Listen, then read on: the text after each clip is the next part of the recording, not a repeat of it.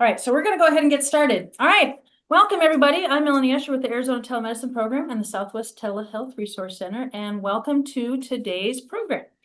So today we're going to be talking about rattlesnakes. So as you joined, of course, we're going to be using the chat. Your microphones and computer microphones were muted. We are being recorded, and there is CME credit for this. Plus, everybody, including all of our EMS and our EMT folks, you will be able to request your certificate by doing the evaluation at the end, and I will get those sent out like we usually do. Here's the outcome objectives, the accreditation statement, and relative financial relationship statements. Those were all sent out in emails, and you also saw when you registered. I won't read through them. Right, next. So of course our standard disclaimer. I won't read. And be sure to keep us in your web browsers and look up for our next programs. We've got June set up. I'm just waiting for some confirmation from our presenter, and I will be sending that information out shortly, but it will be June 11th at noon is going to be our next one. And it's going to be about some little itty bitty critters. So I'm just going to leave it at that. So you're going to have to wait for me to send out that flyer for you. And again, your opinion is valuable to us. Dr. York will talk a little bit about that as well. We get some of our ideas from you, our audience. So we really appreciate you being able to fill out that evaluation and give us some information. And let's see, so the next slide. All right, so today we've got Dr. Smelsky is back with us, and we've got a new person who's going to be doing some presentation. His name is Mr. Brian Hughes. I'm going to pass this on over to Dr. York, and he's going to talk about these folks. And the next slide, we've also got, in case you're new to our series, Dr. York. All right, so just real quick, I think most of you are familiar with this, but if you are new, this is just our quick pitch. This is a series we've been doing for a while now on envenomations, intoxications, and travel-related diseases. So we are covering every which thing we can think of for just the Southwest at this point, but we are expanding out.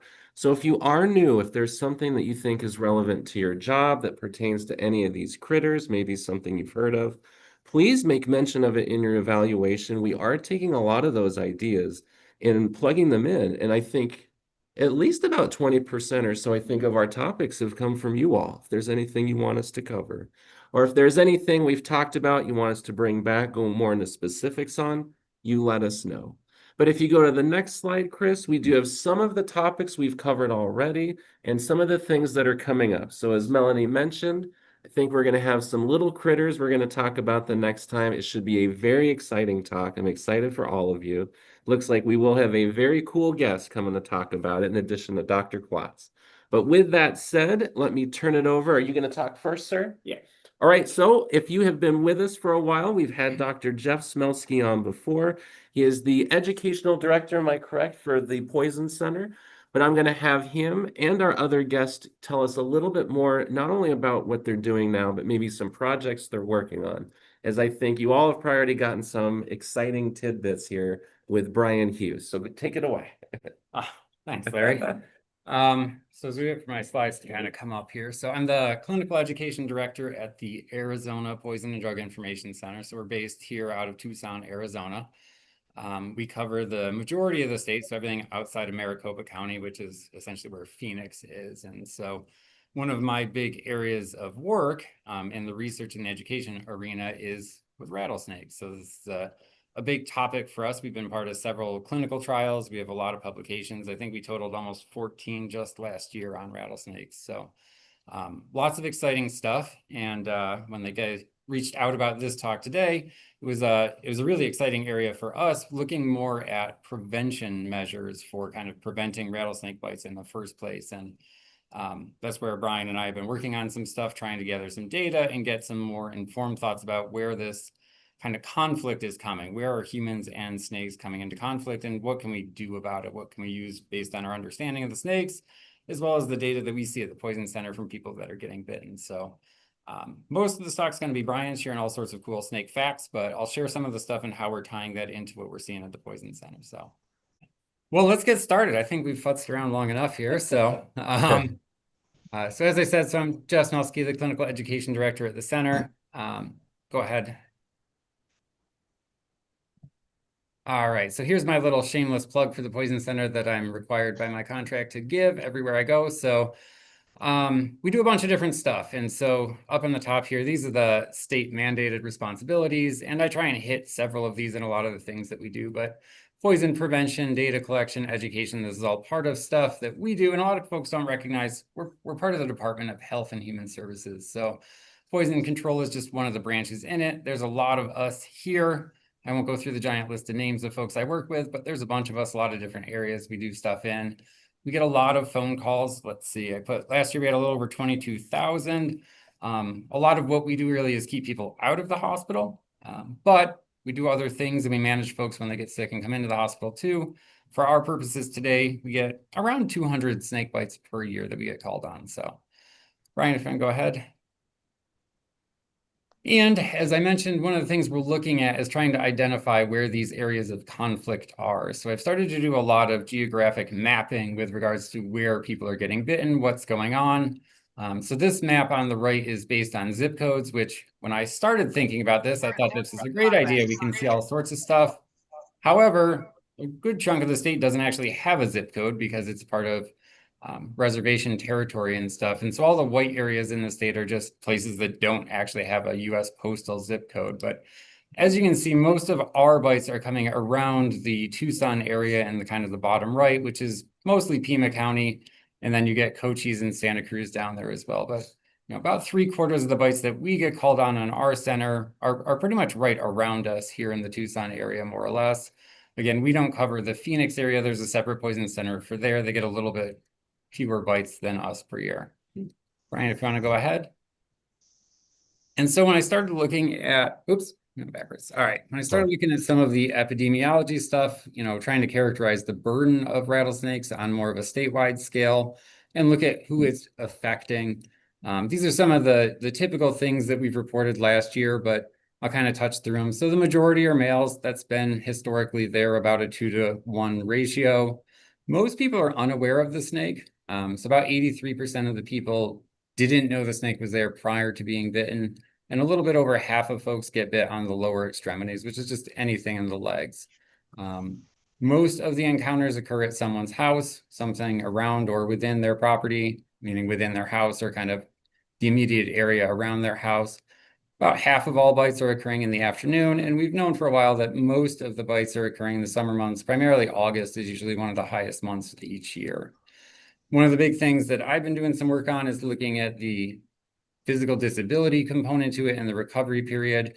And so this is a study I put out last year and some of the data from it, but the recovery period is a lot longer than we anticipated. We had thought most people were getting better within about 2 to 3 weeks, and we were wrong, essentially. So at 2 weeks, 65% of folks still have some degree of pain, swelling, and function impairment. And at 6 months, it's close to about 10% of folks are still experiencing pain, swelling, and some degree of functional impairment. So again, that's an area of work that I've been doing a lot of research on. And then just kind of wrapping up our epi kind of picture, looking at things. Most hospital bills are over $100,000. I think 118,000 is the most recent average I've totaled. One of the other things we've picked up on is the psychiatric component to this. Most people are bitten at home. A lot of our patients are people that were gardening in their backyard, they're retired. How do you go back home to the scene of this traumatic event? How do you go back to gardening when something like this happens? And so we've been picking up on a lot of hypervigilance, a lot of sleep disturbances, and symptoms consistent with what you would think of for PTSD.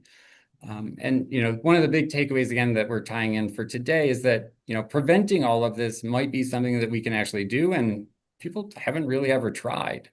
And so Brian and I have been kind of trying to pioneer some focused public messaging to kind of help see if we can make an impact on this. So if you want to advance again, and then I'll hand it over to you. Okay, so this picture, and I showed a Western Diamondback earlier while we were setting things up. This is pretty much where I work and live, is this situation, and this is where the overlap occurs too. This is a Western Diamondback that's hanging out kind of by the front door of a home. So where this came from, which was largely something of mitigating, as a wildlife services situation where we're just trying to catch the snakes that people find at their home and then moving them away, has really turned much more into an effort of finding different methods of preventing the situation from occurring at all. And something we say a lot is that the best rattlesnake bite is the one that doesn't happen. And I think a lot of people look at this backwards. A lot of homeowners, they think that the snake is the problem, where often it's kind of the symptom of timing and circumstance and other things that are there. So working on prevention rather than waiting until the results have happened before trying to address it is a pretty big focus for us, which has a lot of overlap with these other efforts of just trying to prevent bites in general. So in addition to the snakes that we get at homes, which we catch several thousand of them in a year, we're also doing a lot of research in public parks, different places like this. This is one of the areas that we're doing research in right here, primarily starting to work on microhabitat selection, which is basically this is habitat, this mountain is habitat, but which side of the rock, under which tree, in which times of year, kind of making this temporal spatial map of how rattlesnakes are living in this area of urban conflict. And that can't be told without that urban conflict. So for every snake encounter, there is a human that has encountered it, and both of them can kind of teach us lessons about which things might be able to be done to just prevent those encounters from happening at all. So this has resulted in a lot of fun stuff for us. Originally, we were just collecting data so that we could fulfill our obligations for our permitting. And then we realized that, well, this is a lot of this similar data to that we collect during surveys. And then we noticed that there are some outliers. For instance, there's a valley in Phoenix called Moon Valley. It's next to a mountain. On North Mountain, there are no diamondbacks ever documented there for over 20 years now. But there are lots of diamondbacks that live in Moon Valley, just exclusively in the backyards of homes there. So overlaying those together, we have a lot of things that we can learn. And that is recently, since I think 2017 is when we started working on this, we are treating basically our relocation as a massive data collection apparatus, and that's produced some interesting publications that just kind of help explore this situation, not just what the snakes are doing, but how people feel about it, and what might be able to be done to advance people and snakes both being safe in the same space. So this whole thing kind of comes around this idea, or I guess a misconception that a lot of people have about rattlesnakes and encounters, is that, well, you're in the desert, it's inevitable, you're gonna run into rattlesnakes. But I don't think most people know how predictable rattlesnake activity actually is. It follows certain patterns. It is reasonably predictable based on the weather and time of year and other factors. And then there's outliers too. So this diamondback in this picture here is a great example of this. This was photographed on a cold day in December during a rainstorm when I could see my breath and I was freezing through my jacket. And it was one of, I don't know, 20 plus rattlesnakes that I saw that day. And this was not an accident. I went to this rock pile because I knew they would be out because of factors that we've documented before where we can predict this. So if I can do that, if I can look at the weather and say, I think a lot of rattlesnakes are going to be up today, that is important information that maybe everybody should know. It's like, hey, I know it's December and it's winter and it's raining, but our indicators are that there's gonna be a lot of rattlesnakes out. So maybe be a little bit more cautious by the wood pile or over when you get in your garage or something like that. So looking at it that way, there's a lot that can be done. So here are some of those patterns. This is average snake removals across the Phoenix and Tucson metro areas, only Western diamondbacks. There's other rattlesnake species here, of course. But I've kicked everything out except for Western diamondbacks, just because they make up the bulk of the encounters, also the bulk of the bites. And it kind of helps control looking at things like this for other factors like differences in estivation and generalizations and habitat specialization. So you can see there are very specific peaks and valleys. Every year doesn't look exactly like this, but a lot of them do. A lot of them look pretty similar. And another thing to help understand the way that this looks, we have to differentiate part of the reasons why those encounters occur. It's not all random, and it's not all because of just the snakes. So I'll go back to the other slide in a second here, but here's what I'm talking about. So again, going back to that concept of a rattlesnake encounter takes two. A snake needs to be there, and then a human needs to be there to encounter it. So times that snakes are most active aren't necessarily the times that most humans are going to encounter them or be bitten by them. So when we're looking at a set of behavior or call requests or encounters, it may be important to kind of differentiate between these two. So there's snake conflict behavior, where it's there because the snake is doing what it would naturally do in that modified, granted, environment, but it's there in a predictable sense. But then there's also human-driven behavior. These are things that it doesn't matter what the snake is doing. It got dug up out of the ground. It got stuck in a trap, something that takes it outside of that behavioral set. So the more that we kind of identify the latter, it helps me identify things that are more predictive with snake behavior. So that can result in things like this. This is a forecast, essentially. It's like the weather that we have on our website. And this uses call volume in addition to velocity of that volume, and then compares it to historic data to come up with a pretty reasonable idea of what kind of snake activity people can be out there to expect. And based on the time of year and other factors, give some information that homeowners and I refer to them as homeowners because that's usually who is encountering them and they're being bitten by these animals, so that they can know what's going on. There are times that this is, it's fine. It's probably okay to not worry too much, let the kids play in the backyard. There are times when it is very high, and I would, advise anybody before letting kids play in the backyard that they should go take a look first, or just be aware of it. So I took this screenshot off our website just a little few days ago, and you can see we're still pretty high in that activity. But this is kind of the line of thinking. This is a very early iteration of this. What I would like to do more of is be able to bring in weather events and all kinds of other stuff to be able to enhance this. But for now, this has actually been really useful, not only for the people that could see it, but also for us. I check it just to see, hey, what's, largely just for for my kind of my fun activities. I like to go look for snakes and check stuff out, so I can look at this and see if it's really high, and then go out and field test and see if I actually see snakes.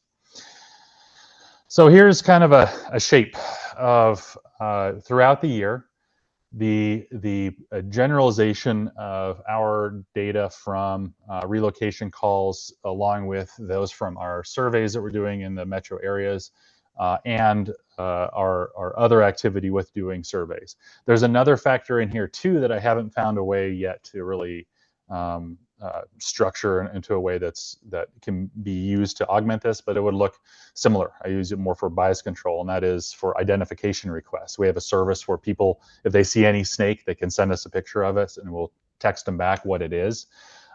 Sometimes we learn some anomalies in this to where we don't see anything, our hotline isn't seeing anything, I can't find anything crawling around that day, but we get 10 people asking for identification of a snake that's all the same snake. Like, what is it about this snake in this time? So there's a lot of different sources that come in here, but you can see that there is a pretty specific pattern where snakes in the spring and the fall or the monsoon are pretty active. But this can be broken down further into 8 pretty distinct behavioral regions.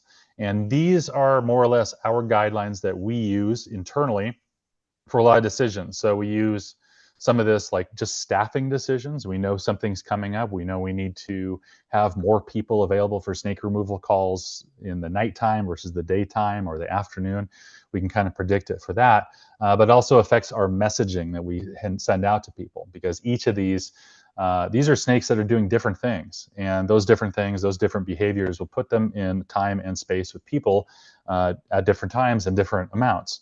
So all that together kind of changes the way that we might address the situation and communicate about it going forward. So I kind of walk through all of these and talk about what the snakes are likely doing at those times based on what we would expect them to do, and what that might mean for people and how they could avoid those. So hibernation, that's the winter. Yeah, snakes are largely down. They're usually hiding. We do get calls to have snakes removed. We do find snakes in the winter, but it's usually for specific events, or it's human caused. So really a good example of that, it's pretty classic for us, is in the days following Thanksgiving, we get a little uptick in calls. And it's not because snakes are active, it's because people are going into their garage to pull out Christmas decorations that they haven't seen for a year, and there's a couple of rattlesnakes behind it. Stuff like that is when this kind of happens. But largely, snakes are not active or discoverable most of the time. If you are looking for them specifically, you can in February and January go and find rattlesnakes and spot, but these are usually in places that are not in conflict with people.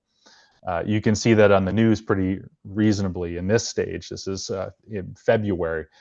Every year in the news, a hiker will go out and see a rattlesnake somewhere, and the local news will declare rattlesnakes are out.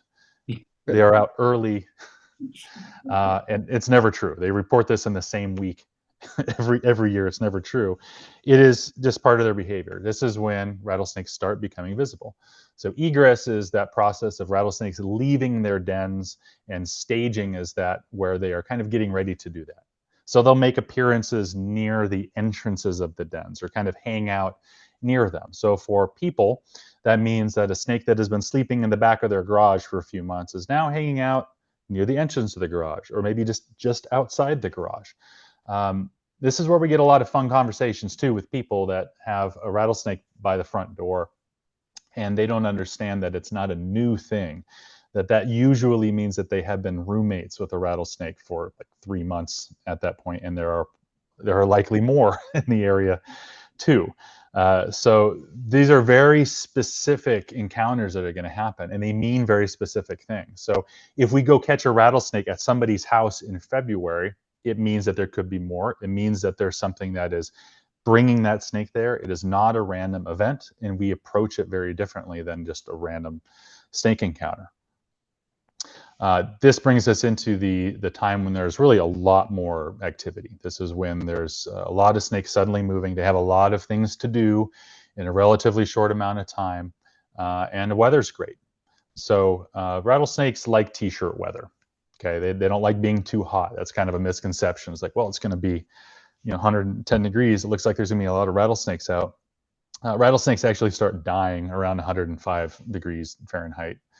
Sustained, or they go through a lot of effort. In fact, in Arizona, staying warm is not a problem. It's not dying of heat or moisture loss. And much of the activity that rattlesnakes go through is about avoiding heat and avoiding moisture loss. But in the spring, it's kind of go do what you want to do because it's not that hot. You probably have some good moisture in the air. You can go hunt and eat and mate, and you have a lot to do. So general egress starts usually in mid-March. That is snakes heading out into the world to go do all their stuff. Females tend to hang closer to home a little bit, but the males are going nuts. They're running around everywhere, doing all kinds of things. Most of the encounters that people are going to have when we go do a removal at someone's house, or they see, if you were to look at on Facebook or Nextdoor, somebody seeing a rattlesnake crossing a trail and they freak out and like, I'm not going hiking anymore this year because I saw. If you look at that closely, I'm looking to see the sex of the snake. It's usually a male. That is because during that time when they're mating, the males go out in these big arcing loops around, kind of centered around areas near the den, staging areas. And they're looking for females, they're looking for rival males. They are just making sure that no one else is in their territory. They got a lot going on. In that state, they're a little bit belligerent. They're crawling around. They're very easy to startle. They don't tend to notice you as readily until you're right upon them. So there's a lot of rattling and a lot of commotion. So those encounters are really specific, and they typically take place in the afternoon. So why is that important for people? It's because if we're seeing a spike in rattlesnake activity between around 3 p.m. and 6 p.m., which we do. That's when we're most fully staffed. We're really ready when that's going to come in. We might have any calls all day and then suddenly get them all right then. At that time, it's when other things are happening with people. That's when school gets out. That's when kids are running around, or they get home and play in the backyard. It's also when people might, hey, it's 75 degrees today. We're not going to have this for long. I'm going to get out of work an hour early and go hit a trail. It puts people and snakes together in the same place. So even though that this might not be the most active time for rattlesnakes, it becomes one of the most active times for encounters because we're all just sharing the same space. Eventually, though, these snakes do mate, they do eat, they need to stop socializing and get to more important things because summer is coming. And this is when we have a lot of overlap behaviorally with rattlesnakes. we stop wanting to be outside.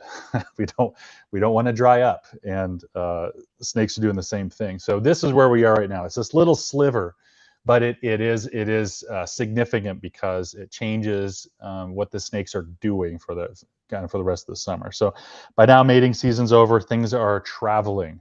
They need to go move to where they're going to be spending the really, really hot months. So that makes them cross paths with people. Again, we start seeing more females than males during this time, or kind of an even breakdown. A lot of those females start showing if they're pregnant, if they're gravid.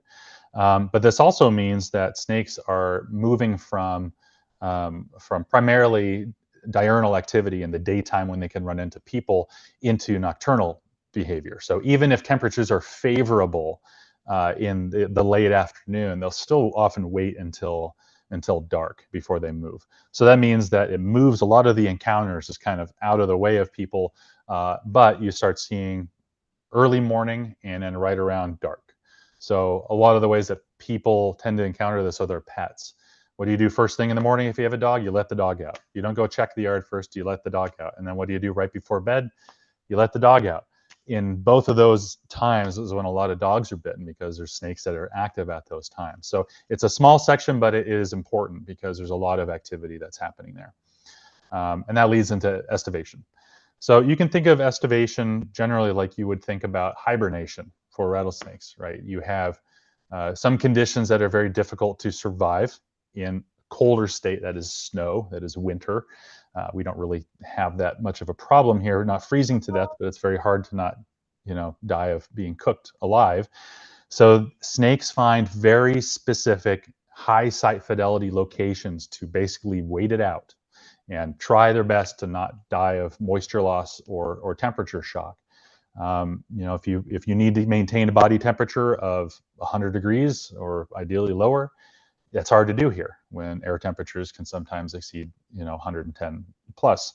So snakes have very specific sites that are here. In fact, a lot of those estivation dens have higher site fidelity. The snakes use them more regularly and have larger numbers than they would in the winter here. So they're very important locations for them. Encounters are pretty low during this period. Our removal hotline kind of dries up. And that's because the snakes are either tucked away in very specific spots. They're not traveling. They're not crawling around doing stuff. They're not doing a lot of things that put them in conflict with people. But the encounters that do happen, it is because the snakes are estivating at their house. It's because they have conditions on their properties that are ideal for snakes to avoid heat and retain moisture.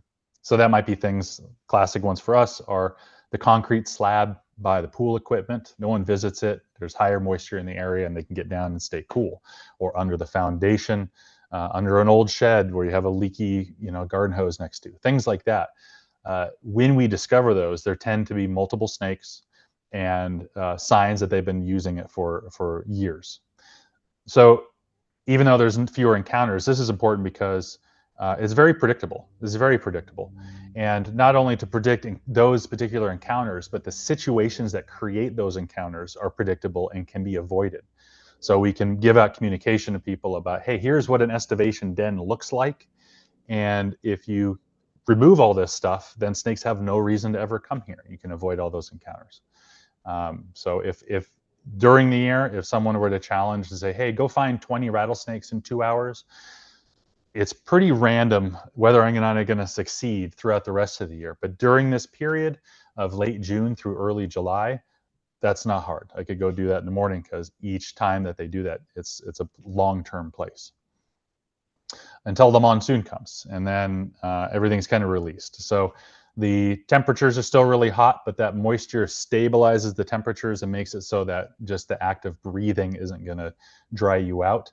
And then snakes are out. They need to go do a lot of stuff. All the life in the desert kind of comes to here.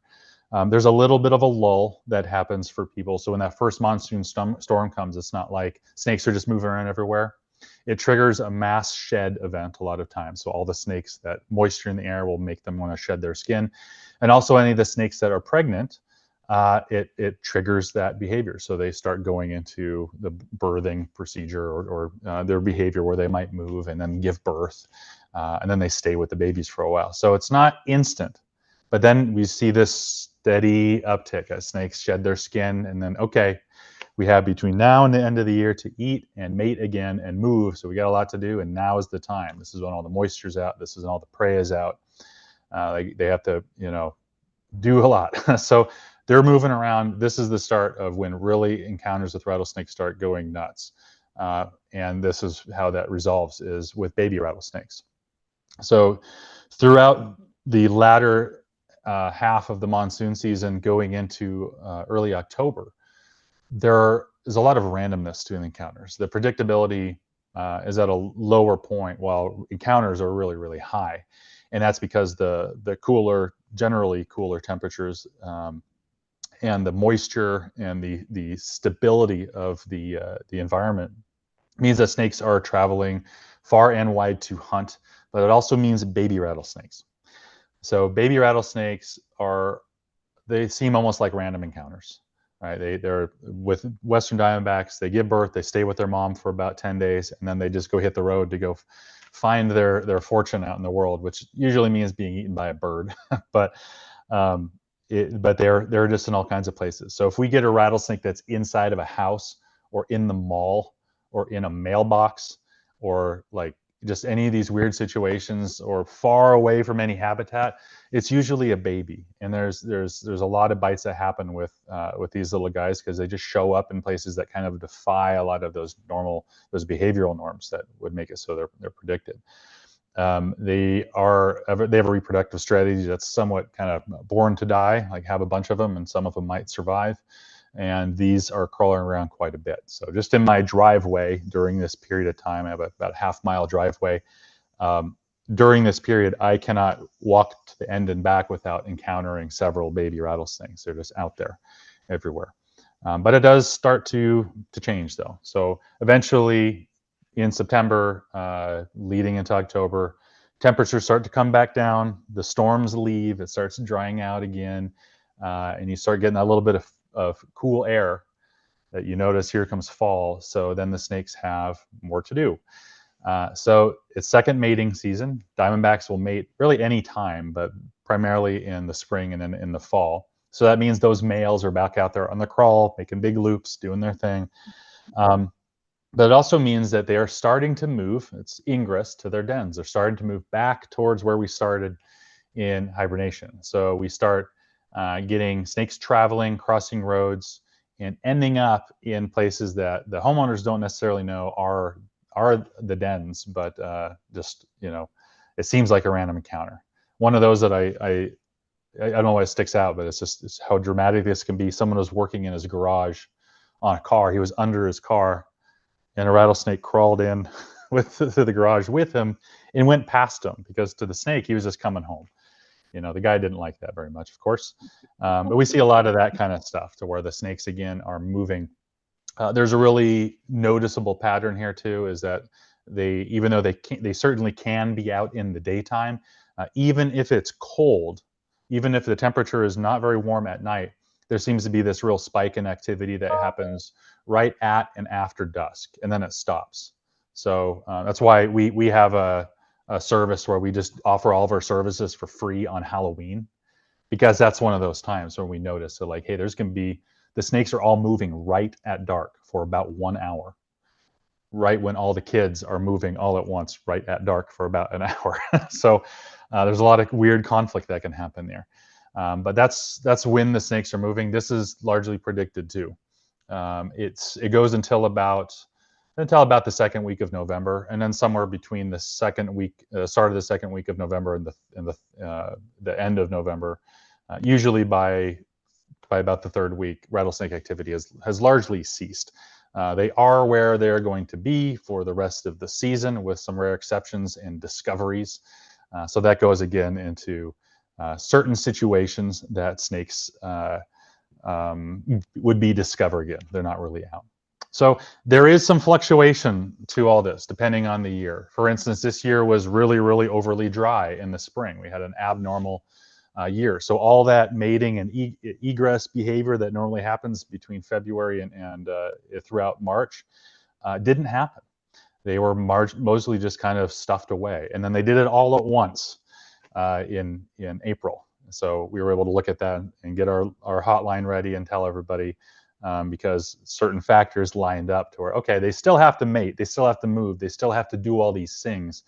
But instead of doing it in a month, they're going to do it in 3 days. So, get ready. And that's how that went. So there's a lot of nuance to this, but this as a generalization, even if we weren't trying to predict bites, even if we were just looking at this as a business that was trying to understand capacity and how we can, the logistics of addressing this situation across our service area, this holds pretty true. It has been pretty useful for us in that way. So that means it can be used in other ways. So why this is really important to look at is that as we get more granular with this type of how these data can affect predictive outcomes, that means that we can translate that into very, very specific and predictive communications. So this is one that just came out recently, but this is something that we do quite a bit of as well, where we're trying to get out ahead of things. If we can see all of our information as saying, hey, this weekend is going to be just really busy with rattlesnakes, and it's going to be in the afternoons. We know enough now to where we feel comfortable to tell that to people, and it ends up being correct a lot of times. Sometimes we get real outcomes with that too. In the winter, again, that's where I opened up with. That's a pretty marked one that people don't expect. We'll put out a communication to people saying, hey, I know it's cold and it's night and it's December, but there's going to be a lot of rattlesnakes moving tonight. All of our indicators are saying there's going to be a lot of rattlesnakes. So check the yard before you're going in to look. And we get people telling us there was a rattlesnake back there. I was just about to let my dog go out there, and it went back there and there was a wet rattlesnake sitting on top of the wood pile. Stuff like that. So I think that there's a lot more that can be done, moving away from just the idea that you live in the desert, there's going to be rattlesnake bites. If we feel that we can make an impact where we are preventing rattlesnakes from entering yards and then preventing people from going to where rattlesnakes are or acting at the same time, then that could eliminate a lot of the encounters and bites. So with that and some of the other effects of that, I'm going to turn it back over to Dr. Smelsky, if you want to take it from here. All right. And so I'll just end with one last slide here where we're kind of pulling all of this information together. So, all the data that Brian's been collecting for a bunch of years, we've matched that up with the now 26 years worth of encounter data that we have at the Poison Center. And we're trying to pull out these kind of threads of where people are getting bitten, because just because you have activity of snakes doesn't necessarily influence the likelihood of being bit. So, questions like what activities are people most likely to recognize the snake is there versus getting bit are questions that we really want to kind of answer. And so we're pretty excited that this year, for the first time, we're going to have the most targeted messaging. And here's a couple of examples that we found. So this time of year specifically, kids, some primarily the 12 and under, but including the teenagers, are 4 times as likely to get bit as other times of the year. And it's all in the afternoon, and it's almost all at home. And so this is the time when kids going out in the backyard are getting bitten. And some of these details get lost when you just look at all the patients that get bit in an entire year, and you don't kind of tease through the different demographics, because kids and teenagers don't get bit in other parts of the year. And so, I'll jump down to the bottom. If we look at our older folks, which is usually our biggest demographic group of recent years, they don't really get bit this time of year. Instead, they get bit more in the July, August, September timeframe. It's usually in the morning. They're also at home, but they're typically gardening. And that's, a much larger signal for that demographic at that time of day and at that time of year. And again, if you just average the year together, these facts kind of get lost. One of the newer areas that we're looking at is occupational exposures and more of the kind of working age adults, which is really just the 20 to like 50-ish group. And, for this group, it's a different time of day. It's the 10 a.m. to 4 in the afternoon. They're the least likely to be bitten at home. If you separate out just this demographic, they're actually less than half of them get bit at home. And so a lot of these are kind of exciting ideas for us as we're kind of teasing through where they are in the state, what time's going on, what people are being affected by it, because the patterns in the groups get really small and very obvious once you kind of factor these in. And so some of the information that Brian has been priceless for us to kind of guide it. So right now we have this kind of post-mating season, And, Brian reports kind of this decrease in encounter pickups, and we're actually seeing an enormous spike in bites. And it's probably related to the fact that the snakes are on a mission. They're out and about doing something. And so that seems to be one of the biggest likelihoods of actually getting bitten, is the snake is doing something. It's not just out of its den, it's actually trying to go somewhere. And so perhaps that contributes to us seeing more bites or not. But again, a lot of exciting areas for us, and we're happy to kind of come and share some of the stuff that we've been picking up on. But go ahead to the next one. Questions for us? Dr. York, I'm guessing in the chat. Let's see here. All right, we've only got about a minute, so if there are any questions, this is it. This is the time. And I don't even know if we got this time. With this Zoom thing going on, man, you better get them in quick. All right, Well, so we I'll had just- one question. Oh, go ahead, Dr. Klotz. Well, I was just going to say, Brian, that's an amazing presentation of the biology with the conflict. I mean, very cleverly done and very kind of memorable. Thanks. So, All right, how do we tell the difference between male and female rattlesnakes? So it's subtle, but the shape of the body and the tail. Okay, so female rattlesnakes tend to have a wider body that comes to a more abrupt ending right before the cloaca, which is right where the tail starts. On the diamondback, that's real easy. It's this black and white banded stuff right here. So see how this is a female. She's got this really wide body that quickly tapers into that tail, and then that tail is relatively short. And the tail tends to be thinner than the body width at the cloaca. Where a male, it tapers more gradually throughout the body, and then suddenly the tail is sometimes fatter than the cloaca, and it's longer. Head shape and a bunch of other stuff, but yeah, it's pretty subtle, but it's there also. And then we got a couple of questions that are almost asking the same thing. So one is, are baby rattlesnakes more toxic than adult rattlesnakes? And then the other question was, is it true that baby snakes are poor regulators of the release of their venom? So I can answer that one. And no to both, essentially. So venom is largely dose dependent as far as toxicity goes, like practically every other toxin that's out there. It's a dose dependent factor. There's some historical stuff out there that looked at baby snakes and felt that they were associated with a higher proportion of severe envenomations. And I would argue that the difference between a baby snake and an adult snake's venom in composition really is there's a lot more digestive enzymes in a larger snake's venom composition. And so it's hard to have a asymptomatic bite by a large snake. What you could get is you could get a baby snake that bites someone, and then you get what we would think of as a dry bite because there isn't any tissue injury and they happen to not have any laboratory abnormalities or anything. And so I suspect that that's what's going on in a lot of them. And so when you look at the number of baby snakes that were associated with receiving antivenom, their proportion of severe envenomations is probably disproportionate. There's probably a lot more dry bites. And so it's not so much baby snakes have more severe envenomations. They're just the ones that are reported are more associated with those ones. But more venom is always going to be more bad, in simple terms. And, whether or not they can control it or not, snakes can meter the amount of venom that they express. A bunch of factors could contribute into it with regards to was the snake terrified and thinking that it was going to die and is striking aggressively, or is there's kind of more of a cautious warning type of nip type of strike? And there's some studies out there that have looked at it, but I again just focus in more on the total dose. And so bigger snake, more venom, or more bites is probably going to be the worst predictor of bad outcomes.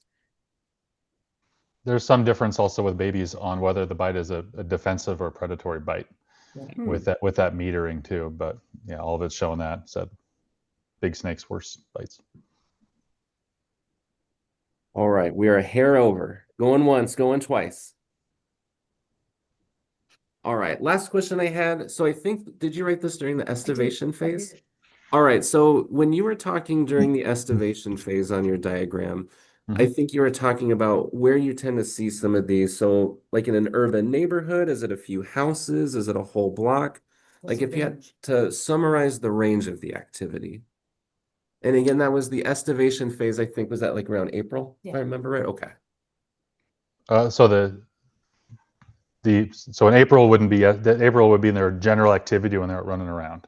When the males are going around trying to. Okay, that's the mating, It's gonna rain. the egress. It really depends on the number of resources and the habitat that's here. So, and the species, but, you know, with a very, very general thing is within a half-mile radius. Interesting. It could be a whole block of houses then. I guess in theory. It could be, and it depends on the time it is too. So if it's a male that is around a female, you know, within relatively close proximity to where that den is, maybe 100 feet, and then that male is doing arcs around there, maybe about that same distance. So it's still pretty closely tied to where that den is. It just may not be at that house. So a really easy example of that is all these streets and neighborhoods where they put at the end where there's a wash, they put all that rock in for erosion control. Those are all rattlesnake dens. So the neighborhood around them get affected by them heavily. And yes, we have talked to developers like, hey, you guys know you're doing this? That's after they sold the house. I don't care. But usually, yeah, there's some things there, but it depends on the frequency, right? So if you have, the term we use is service area. So if you're in an area that doesn't have a lot of natural rock and is fairly undynamic, a lot of sandy habitat, but then someone puts a big pile of rocks in the middle, that's going to have a large service area. So there's going to be more snakes that have larger ranges around it and might extend more. If you live in an area that there's lots of rocks, you're on a hillside or something, there's more opportunity. The snakes are going to have a smaller home range and smaller service areas. That's very general. All right. I got one last one. You all have been good. I know we're a bit over, but this is an interesting question. Are fruit-bearing communities more attractive to snakes than non-fruit-bearing communities because of the prey that attracts? Have you seen anything there? Yes. It depends on which fruit and where and which snakes. So in Phoenix, and I know that there's places like this in Tucson as well, like the old communities that were built in the 70s and have a lot of citrus in large lots. Gopher snakes and king snakes are all over them. Rattlesnakes, not so much. Anything that has roof rats, we haven't really noticed any correlation between the presence of roof rats and rattlesnakes, but gopher snakes, certainly. It's not so much that there's in the peripheral places where rattlesnakes are attracted and found in those yards a lot. It's not because of the fruit or necessarily the prey. It's that those yards are a lot more lush. There's a lot of water. There's a lot of ground cover. There's a lot more opportunity. So I'd say, you know, food is always a factor, but primarily it's moisture and the ability to retain moisture. That is still going to be the biggest factor there. And yards that have a lot of citrus are going to have those properties. All right. And then this one, I don't know. This is a Melanie question. Do we need a code to apply to the CE evaluation form? Right, so in the evaluation, there is a code in the evaluation piece where you can text it in with your phone number. Otherwise, I'll be sending out a thank you email to everybody that attended today with the link for the evaluation. This is recorded. It will be on our website a little bit later. You'll be able to look at those slides that Brian provided, especially with that time frame for the year, which is very interesting, and utilize it as a resource for yourself. Or if you have any other questions, reach back out to us. But yes, the code will be in the evaluation, and that should pop up in a screen behind you, as long as Zoom is cooperating with everyone else. Otherwise, I will have the link in a thank you email. So with that, Mr. Hughes, thank you again for joining us and sharing your expertise and your research that you've done. And thank you, Dr. Smelsky, again for joining us, and Dr. York and Dr. Klotz. It's always good to see you. And again, we appreciate everybody. And I will be sending out the information for our June 11th program with our itty bitty critters. Come, you know, wait for that. More information to come. And we look forward to seeing you again next month. Thanks, everybody. Thank you.